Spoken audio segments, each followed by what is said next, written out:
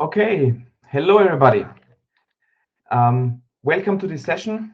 Welcome to a session which is all about release orchestration and how to connect and orchestrate all your silos and your processes, which should help you to accelerate and secure your continuous delivery activities.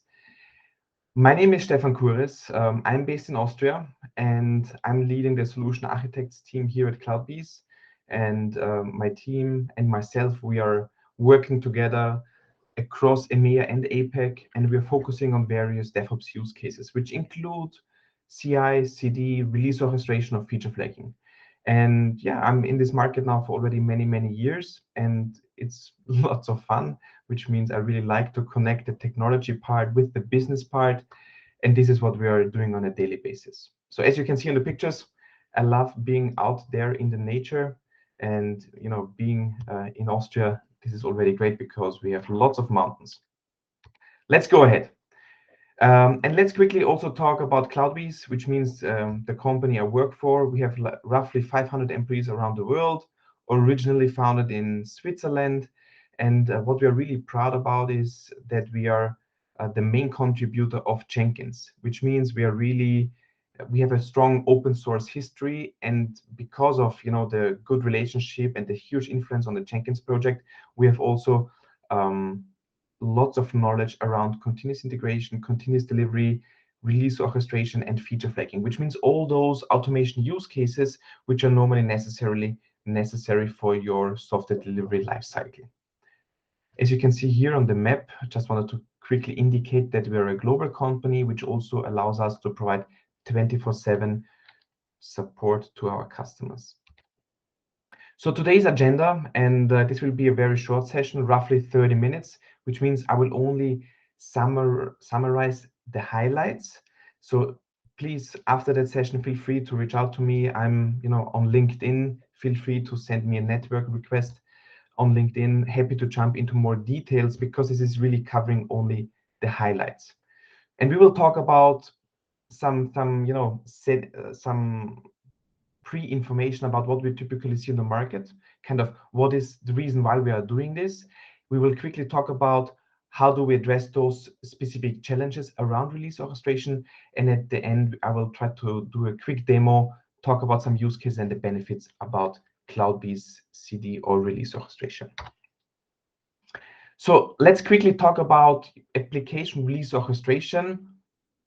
The abbreviation is ARO. And I think it's important to highlight here that lots of companies we work with and companies we see on the market, that I would say everybody's doing DevOps more or less, which means everybody's focusing on specific use cases, how to address specific challenges around those, application delivery, application building activities, which means continuous integration, continuous delivery is in most of the cases in place, but not really at scale, which means they're based on historical reasons. Lots of technologies are in place, lots of automation silos are in place, which means it's not only about having different applications which are represented as silos or different teams, but also processes and tools. And this is really a challenge for the majority of the companies out there, because those companies, they're on the market for many decades typically. And they also have modern applications and traditional applications, like monolithic applications. And connecting them is one of the challenges we see on a daily basis. So release orchestration or application release orchestration is one of the disciplines in that DevOps market which help to connect the dots, which means we would like to connect the different teams, we would like to connect the different applications and processes. And this requires different capabilities. Like I would like to model my applications. I would like to take the data I already have. Like I have my application consisting of components. I have my environments, which are typically represented by specific Kubernetes clusters, virtual machines, physical machines. Like I would like to model my environments. I would like to be able to define specific automated pipelines. I would like to connect those pipelines by orchestrating them, so I can really create a release pipeline, which is something different than a deployment pipeline. And then obviously, because I'm doing all those orchestration and deployment work, I would like to collect the data centrally, not only to stay compliant, but also to analyze it. And by doing all those different activities, in the best case, I also have some self-service capabilities, which allow me to really accelerate the onboarding and provide some easy to consume automation services to my users. And this is what we understand under the term application release orchestration. And connecting this to the market, we see a lot of, negative consequences if you don't do release orchestration. Kind of what we see very often is that there is specific automation in place for one specific team or for one specific activity, but they are not connected to the other teams or to the other applications, which means it's very often slow and heavy, which means there's still lots of manual handover, there's still lots of waiting time in between those silos, which means there are manual handovers. Manual work typically results in error-prone work and in increased risk to your delivery and release activities. And then, obviously, because there are so many distributed activities and different silos, also the data resides in those silos, which means you're not really compliant and auditable, because fulfilling an audit request typically is connected to lots of effort, because you need to pick the data from there, you need to collect the data from there, and this is really not scalable. So net, it resides in low quality in regards to your orchestration or release activities, but also low quality in regards your audit requests and the audit fulfillment, the fulfillment of your audit requests. And if you're targeting to increase your quality, then you should do it as early as possible in your software delivery lifecycle.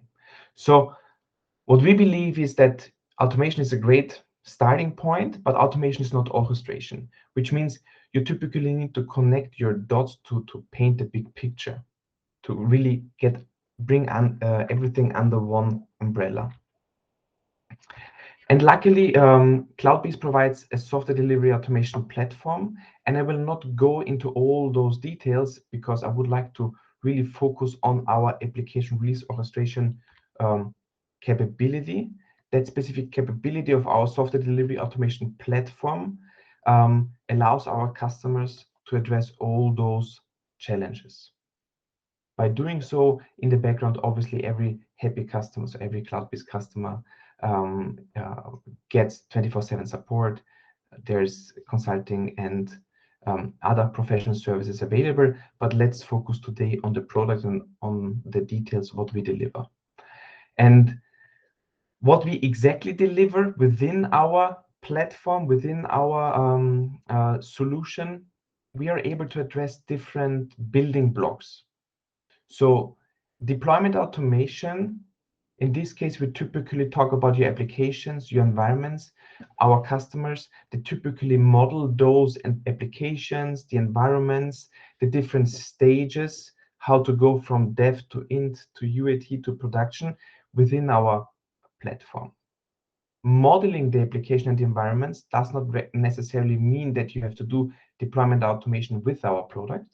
You can still rely on existing pipelines, like companies out there, they use Jenkins for deployment automation, or Ansible or another automation product, which is great. So keep on using that, but still bring the data to CloudBees and we orchestrate those activities. And we're not only orchestrating the deployment automation activities, we're also automating all the release activities, which is an additional layer on top of the application deployment use case. So in this case, we typically connect the applications.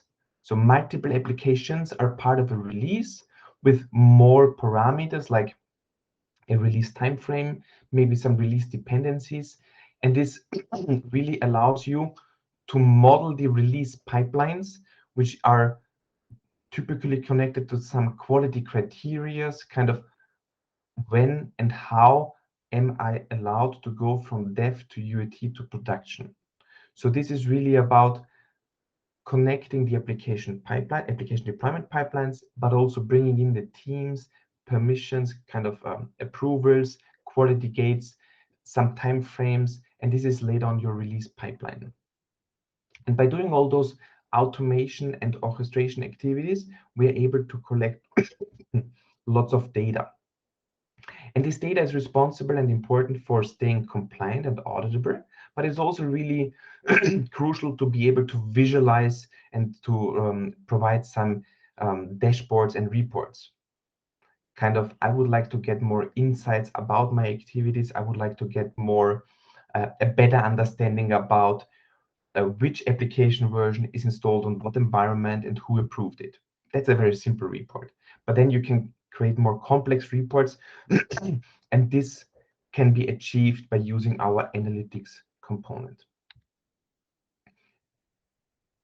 And all those building blocks need to integrate with lots of technology, because our customers typically have lots of technology already in place, which means you need to orchestrate those technologies to integrate with them. In this case, different continuous integration toolings like Jenkins. Maybe you have already Ansible in place, but I'm sure you can already read some examples in here. So we have a plugin ecosystem. The plugin ecosystem is never complete. Let's be honest, it's never complete because everybody's using different technology. But what I would like to highlight here is that we provide a huge plugin ecosystem, which is also fully supported by our engineering teams.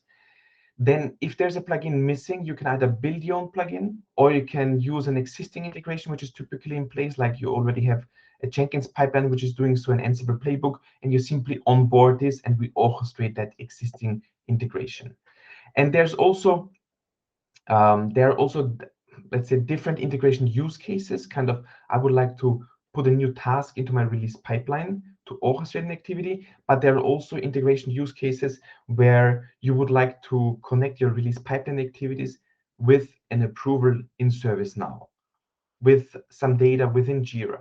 So there are different integration use cases, and using our platform, we cover them all.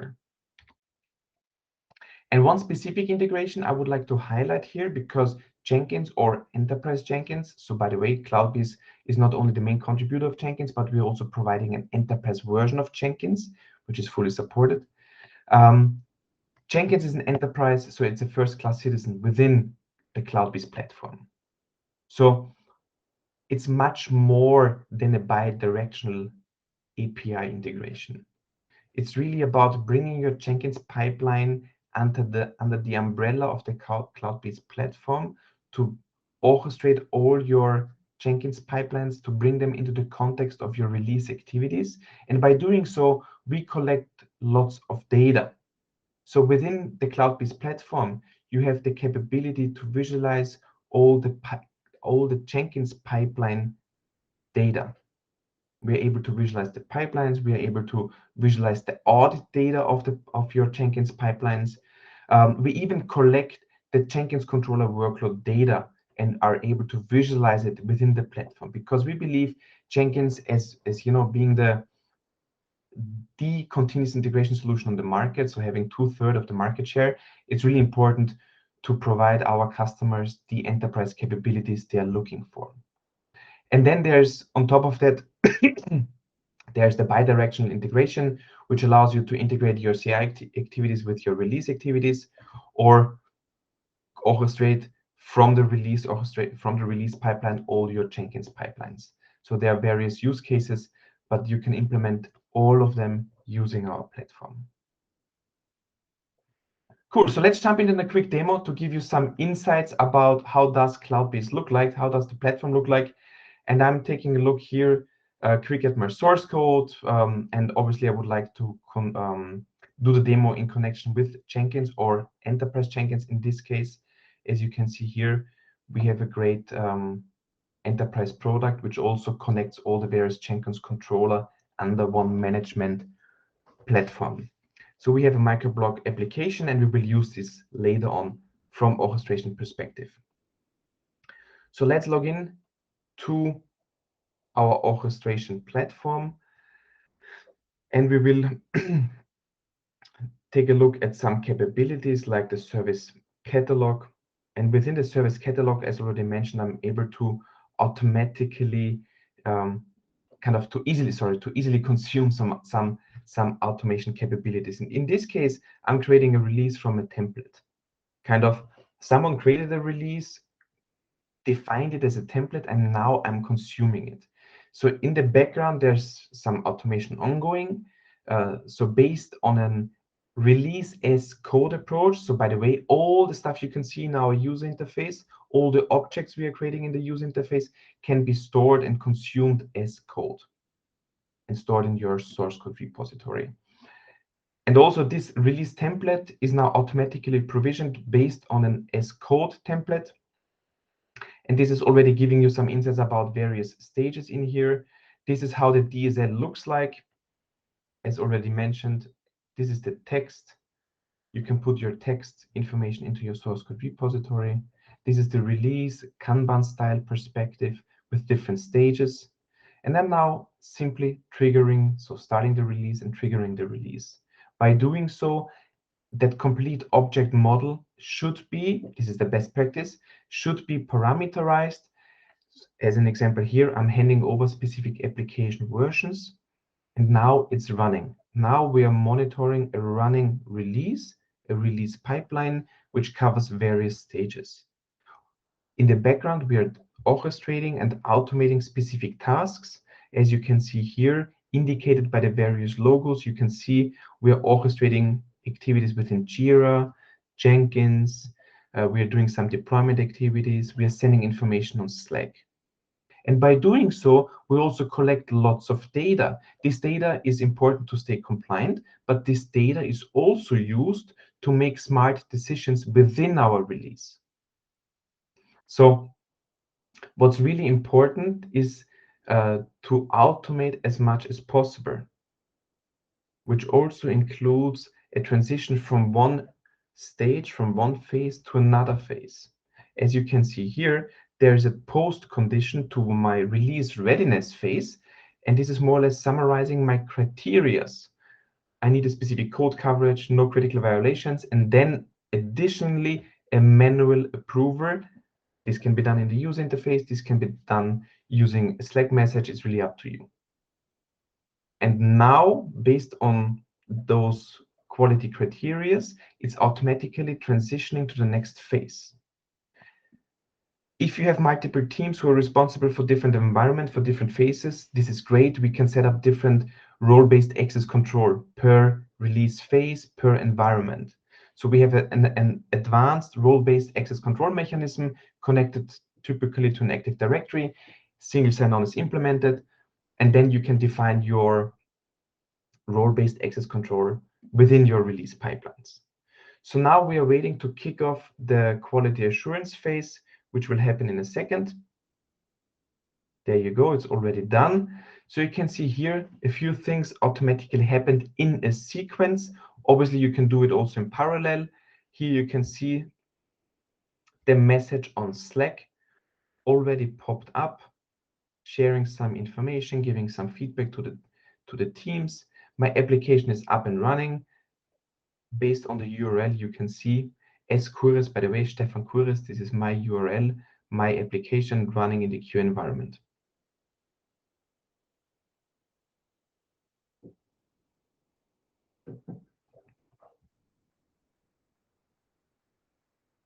So let's go back. To enter the pre-production environment, you can also define entry gates. Those entry gates can be, as you can see here, a simple approver, but you can also define more complex criteria which maybe include some data which is already collected in your release pipeline.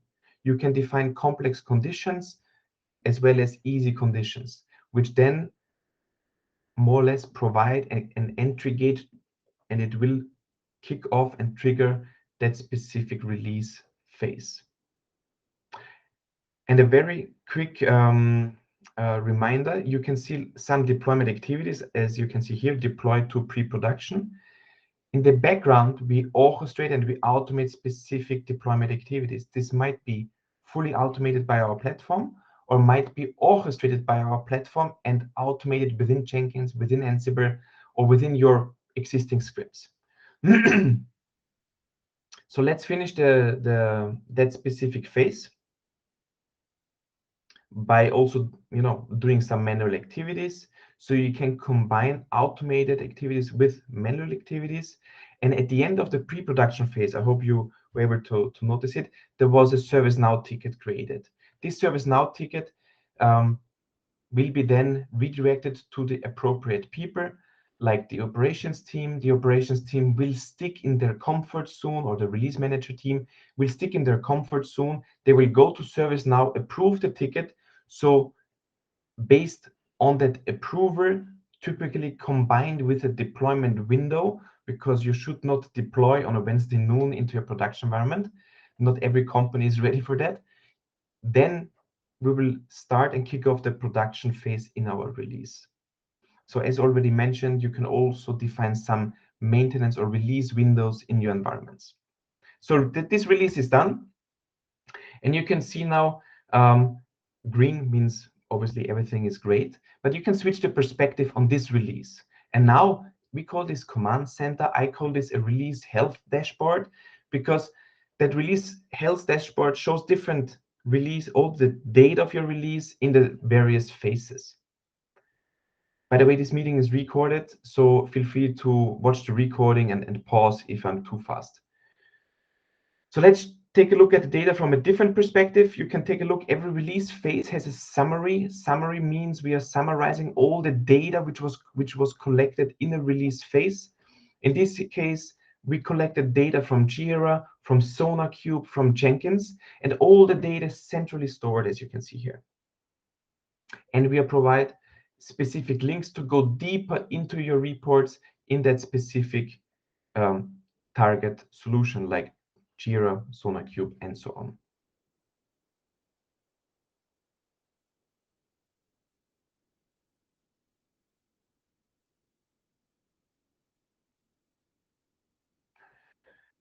Last but not least, there are also audit reports per release available. Those reports are summarizing all the approvers. So based on our customers, so we got feedback from our customers, and they told us what is important for them.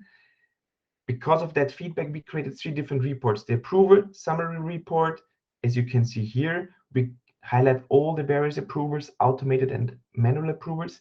Then there's a time duration report, kind of where did I lose time in my release? Where's space for improvement? It helps you to understand what kind of activity took how much time in my release. And then lastly, there's the evidence report, which provides specific reports about the data we collected from third-party tools like Jenkins, like Git, like Jira, like ServiceNow.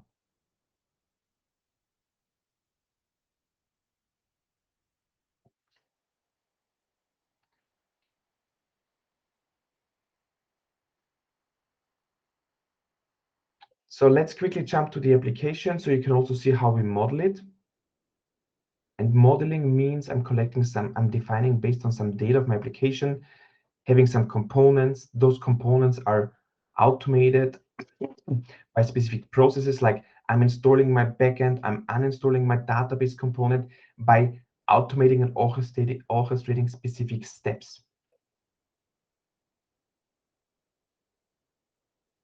And this is now a general overview about the complete system. Please keep in mind I'm an administrator, which means I see lots of different perspectives and all the applications in here.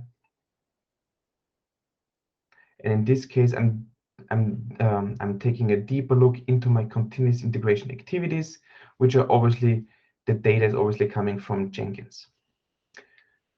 Cool. This was a very fast and quick overview about CloudBees CD, so our platform. And by showing this to you, I would like to highlight the positive impact we typically deliver on customer side. So by being able to orchestrate your release activities across all your applications, avoiding the manual handovers, no waiting times anymore. This means our customers are typically faster, more reliable, and they deliver an increased quality, an increased application quality to their customers. And this means that you need to really connect and orchestrate all your activities across your environments.